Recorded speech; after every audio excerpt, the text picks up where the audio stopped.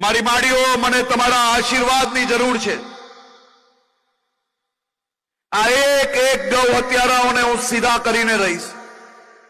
આમને માત્ર જેલ મોકલવા પૂરતું જ નહીં, અનેક ગૌ હત્યારાઓને 20 વર્ષની સજા, તો અનેક ગૌ હત્યારાઓને 7 વર્ષની સજા, 7 વર્ષથી લઈને આજીવન કારાવાસની સજા અપાવવા માટે આપણા ગુજરાત સરકારને સફળતા પ્રાપ્ત થઈ છે.